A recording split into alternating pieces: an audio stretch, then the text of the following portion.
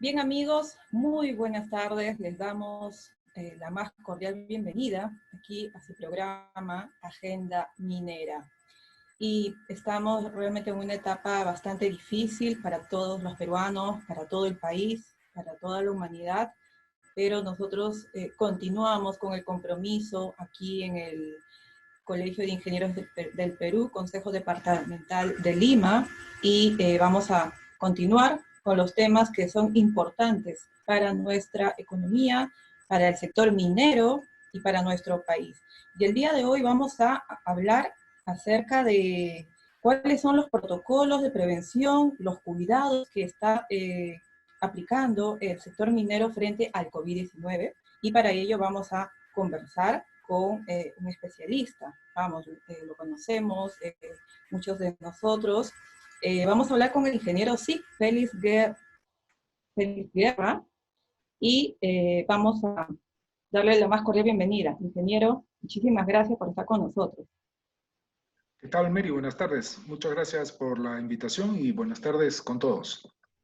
Y bueno, para que los ingenieros también conozcan y la comunidad en su conjunto acerca de cuál es la experiencia de usted, ingeniero Guerra, pues vamos a mencionar brevemente su hoja de vida. Vamos, ingeniero de minas de la Universidad Nacional de Ingeniería, es especialista en prevención de riesgos laborales de la Universidad Politécnica de Madrid, experto en gestión de riesgo por la Universidad de Queensland, también tiene un MBA en administración en el SAN, ha sido director de seguridad de Compañía de Minas Buenaventura, es presidente del Comité de Seguridad de la Sociedad Nacional de Minería, Petróleo y Energía, también catedrático en la Universidad Católica del Perú, UPC y ESAN. Ahora es gerente general de FGR Consultores.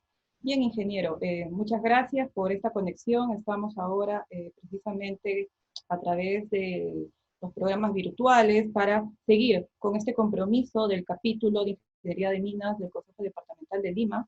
Y pues la primera pregunta, ingeniero, sería, ¿no? ¿Cómo está actualmente la actividad minera viendo el tema de prevención? ¿Qué medidas se están aplicando en nuestro país? ¿Y cómo afrontando este importante sector frente a el tema de la emergencia nacional, ¿no? Con el tema del COVID-19? Sí, efectivamente, Mary, el sector minero a nadie escapa que es el sector exportador más importante que tenemos en el Perú. Y naturalmente una paralización en ese sector impactaría fuertemente a la economía, ¿no? En la actualidad hay varios protocolos que han aparecido en diferentes países. Por ejemplo, hay un protocolo importante que es el de OSHA, de la Occupational Safety and Health Administration de los Estados Unidos, una entidad muy importante. Y también la Sociedad Nacional de Minería y Petróleo también evacuó un documento importante sobre este tema del coronavirus, ¿no? Y cómo proceder con él, ¿no? Definitivamente, una cosita que me gustaría leer, ¿no? Porque siempre me pareció importante, ¿no? Dice, mucha gente cayó por la espada, pero muchos más perecieron por la boca. Pero no dominará a los hombres que tienen fe. Entonces, en este sentido, esto está escrito por Sirácides, fíjate, hace como 4000 años probablemente, ¿no? O sea, un libro de la Biblia, ¿no? Entonces, ya en esa época eran conocidas estas pandemias, ¿no? Y también eran conocidas que la principal fuente de traspaso de un lado a otro eran básicamente por la boca, ¿no? El lenguaje, etcétera, ¿no? En este caso, no nos escapamos de eso, ¿no? O sea, la mayor parte de las pandemias tienen transmisión precisamente por la boca, ¿no? O sea, la saliva es uno de los factores de transmisión, ¿no? Y en este caso el coronavirus es una de esas cosas, ¿no? Por eso que los protocolos, esencialmente, si tú ves acá, por ejemplo, tú tienes en esta parte, este es un modelo de peligro desarrollado por un señor Benis, y que dice el peligro definitivamente se contiene mediante el uso de barreras, porque la intención del peligro pues es pasar estas barreras para poder afectar a los objetivos, ¿no? Que naturalmente son las personas, ¿no? En principio. En nuestro caso, el peligro es la persona digamos, que tiene coronavirus, ¿no? Entonces, la persona infectada. Esta persona infectada, uno de los avances que se ha hecho en el estudio este del coronavirus es que puede contagiar a los demás vía saliva, ¿no? O sea, todos cuando hablamos, exhalamos vapor de agua, ¿no? A una cierta distancia, y ese vapor de agua a veces tiene pues una serie de contaminantes, ¿no? Entonces, que muchas veces no son nocivos para el ser humano, pero en este caso el coronavirus sí. Entonces, el coronavirus vuela con esas gotitas de agua y si el que está al frente no está suficientemente protegido, va a ser impactado por estas gotitas de agua, ¿no? Y el próximo punto de ingreso al organismo es a través de las mucosas. Entonces, si te cae en la cara, los ojos, la nariz y la boca tienen mucosas, ¿no? Y se ha detectado que las personas nos tocamos la cara por lo menos 30 veces por cada minuto, ¿no? O sea, no paramos de hacernos así, de hacer así, de hacer así o lo que sea, y ya esa es una fuente de contacto, ¿no? Entonces, y de traslado del coronavirus eventualmente a alguna de las mucosas que mencioné, ¿no? La boca, los ojos o la nariz. Y entonces el coronavirus ingresará a nuestro organismo. De ahí que las principales barreras en las que todo el mundo se ha puesto de acuerdo son estas, ¿no? O sea, son esencialmente estas de acá, o sea, el aislamiento, la distancia social, es decir, que entre una persona y otra debería haber por lo menos 1,50 m a 2 metros, la utilización de una mascarilla, lavarse las manos, no tocarse el rostro y la desinfección de áreas comunes. Ahorita vamos a ver por qué el tema de la desinfección de áreas comunes. Bueno, el aislamiento, porque si tú no te aíslas, vas a estar en contacto posiblemente en algún momento con alguien que esté infectado. La distancia social, porque se ha detectado que el virus, cuando tú hablas o una persona estornuda, en condiciones normales, el virus caerá en 1,50 m de distancia a 2 metros, ¿no? Y entonces, si tú te pones a esa distancia, naturalmente estarás resguardada. La mascarilla.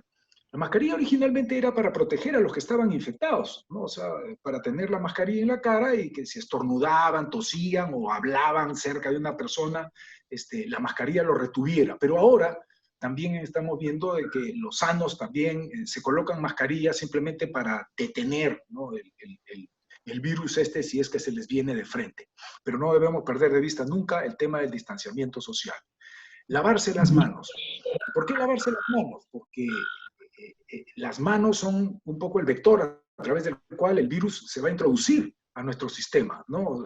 A través de la boca, la nariz, los ojos, cuando uno se toca los ojos, etcétera, ¿no? Por eso es importante lavarse las manos permanentemente, porque en cada momento uno está tocando diferentes cosas, ¿no? Y no sabemos si esas cosas estarán infectadas o no. Entonces, no tocarse el rostro es importante, hacer lo posible por no tocarse el rostro, aunque eso lo hacemos a veces hasta de manera inconsciente, ¿no? Ingeniero, Y por ¿me último, escucha? ¿perdón? Sí me escucha, ok.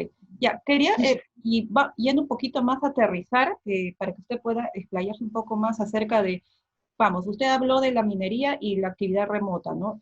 Ya desde hace muchos años, muchas de las unidades mineras, muchas de las faenas se realizan en zonas alejadas de la capital, de la Sí, ciudad, sí. pero también es muy importante destacar que hace muchos años el sector minero ha aplicado una política y una gran preocupación por la seguridad y la salud de los colaboradores. ¿Qué Ajá. tanto eso ha ayudado para que ahora, no todas, ¿no? Porque no todas están en actividad, ha habido un cese muy importante declarado por el gobierno, ¿no?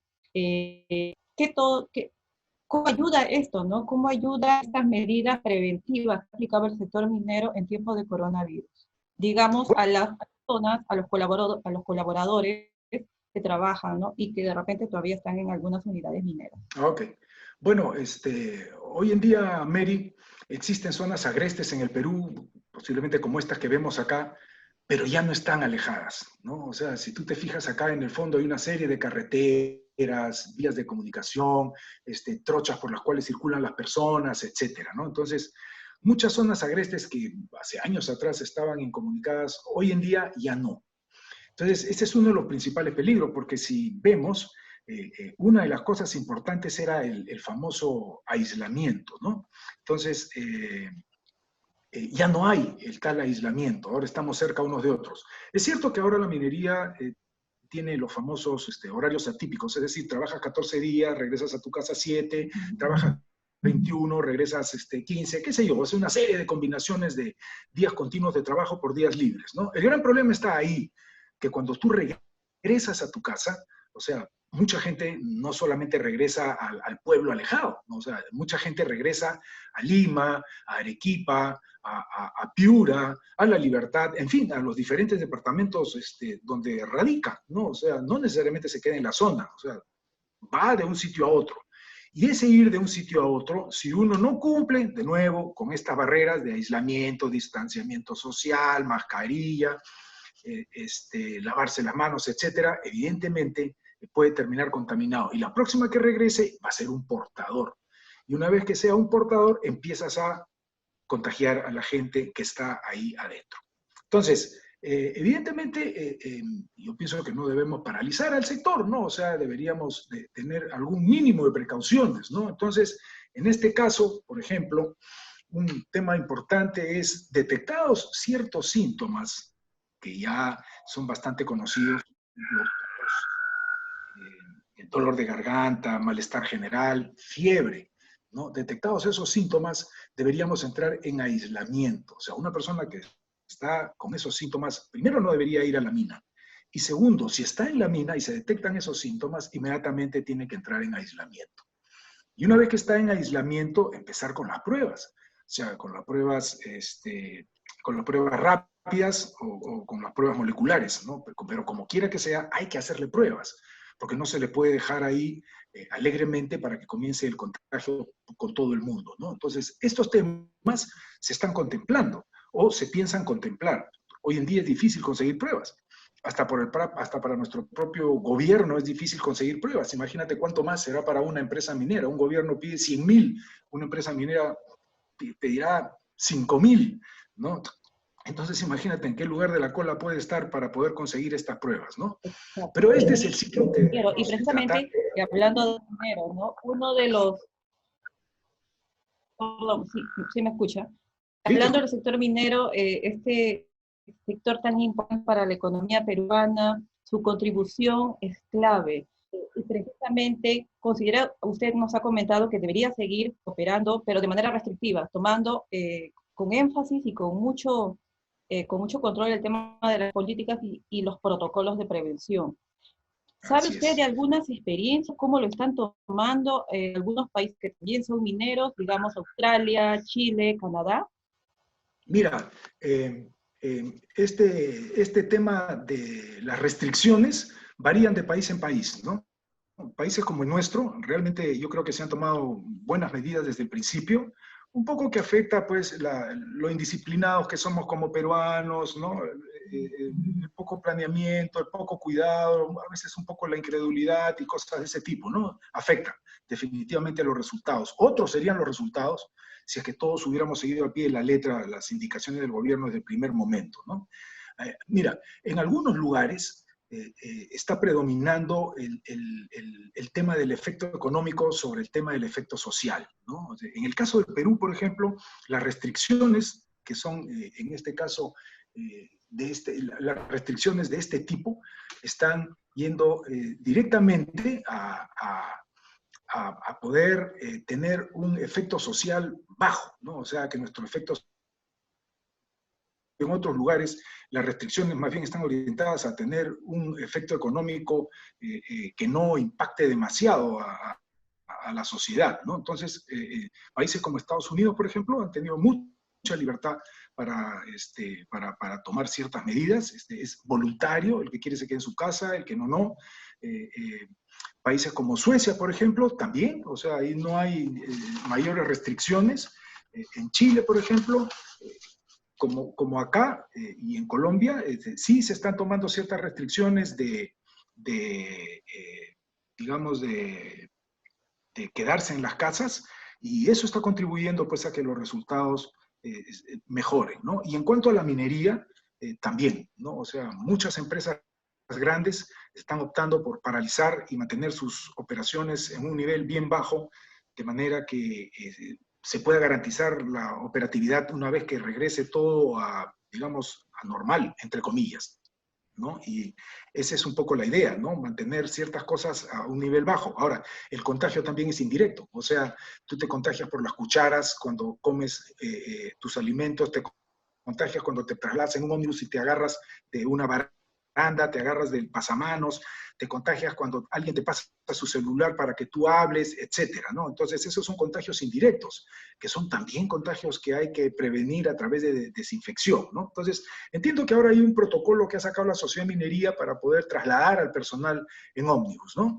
Pero definitivamente, ¿no? La atención a los síntomas, la cuarentena y las pruebas y las pruebas de corto y de largo plazo son importantísimas para poder mantener este ciclo de contaminación bien confinado y que se minimice pues el esparcir por todas partes este coronavirus, ¿no? Bien, ingeniero, realmente muy importante lo que usted ha podido compartirnos el día de hoy. Vamos a continuar informando y también mostrando, ¿no?, cuáles son los avances en torno al tema del el COVID y cómo el sector minero está respondiendo, ¿no?, frente a estos retos que, vamos, nos involucran a todas las personas, y esto es a nivel mundial. Muchísimas gracias, ingeniero. Por favor, sus palabras finales. Ok, muchas gracias por la invitación y recordemos, ¿no?, que son pocas las cosas que tenemos que practicar, ¿no? O sea, tenemos que practicar la higiene, el lavado cuidadoso de las manos, el usar las mascarillas y el distanciamiento social, ¿no? 1,5 a 2 metros de distancia con cualquier persona y finalmente tratar de permanecer en nuestras casas el mayor tiempo posible para evitar cualquier inconveniente, ¿no? Muchas gracias también, Mary. Muchas gracias. Estuvo con nosotros el ingeniero Sip Félix Guerra, quien también es director del capítulo de ingenieros del Consejo Departamental de Lima del Colegio de Ingenieros del Perú. Bien, amigos, conmigo será hasta una próxima emisión. Muchísimas gracias. Por favor, cuídense y respeten las medidas y los protocolos, porque todos queremos tener sanos a nuestros seres queridos. Muy buenas tardes. Hasta pronto.